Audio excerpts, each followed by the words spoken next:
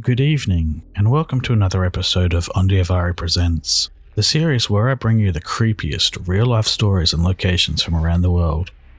Before we begin, be sure to hit that subscribe button and the bell icon so you never miss a future episode.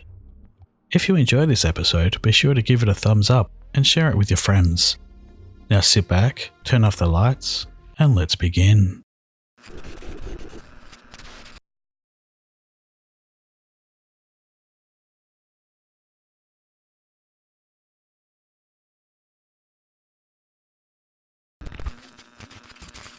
As the Native American folklore goes, the Wendigo were born during a particularly brutal, cold winter. Food was scarce, causing hunger to overcome many of the tribe. This intense hunger drove a small group of people to cannibalism. After feasting on the other humans' flesh, they were changed into a crazed man-beast, roaming the forest in search for more victims to devour. The Wendigo is said to look like a skinny, 15-foot-tall man-like creature with antlers and loose skin. It is said to be a cold-weather creature. Most sightings have been reported in Canada, as well as colder northern states such as Minnesota.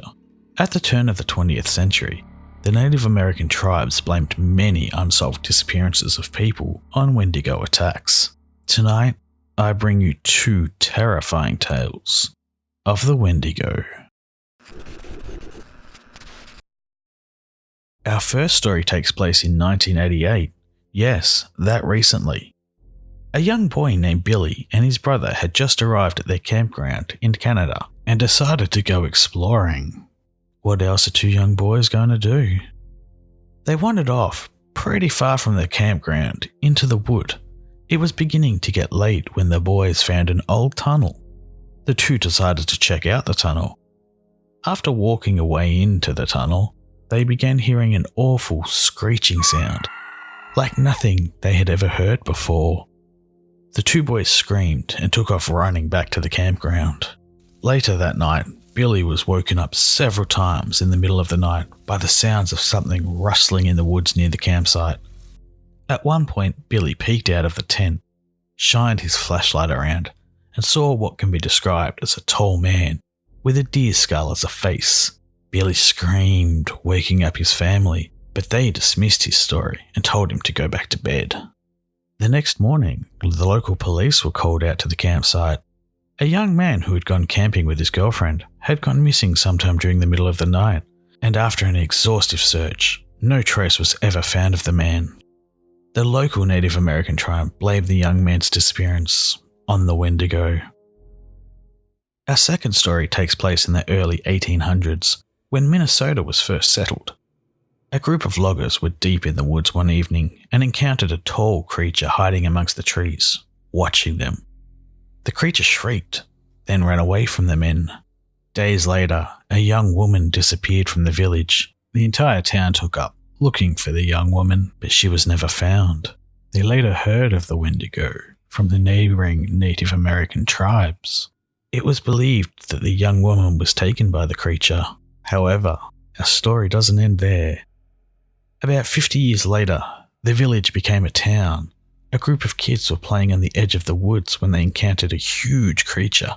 The kids screamed and ran, telling their parents of what they saw. This story seemed to worry some of the elders in the village, but no one seemed to pay it much mind. A few weeks later, and you guessed it, another person went missing.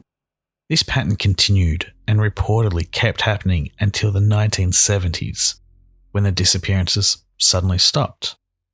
What actually happened? No one really knows. And there you have it, a brief legend of the Wendigo. I'm not sure about you guys, but I'm not planning to stay in North America or Canada deep woods anytime soon. Personally, I love camping, and the scariest thing I've ever come across in the middle of the night was a wombat. Thank you all for watching. I hope you enjoyed this presentation. Be sure to let me know your thoughts in the comment section below, and remember to leave a like if you enjoyed this video. You can follow me on most social media, and even chat with me over at the Opinionated Outcast Discord server. If you really enjoy what I do, consider supporting me on Patreon.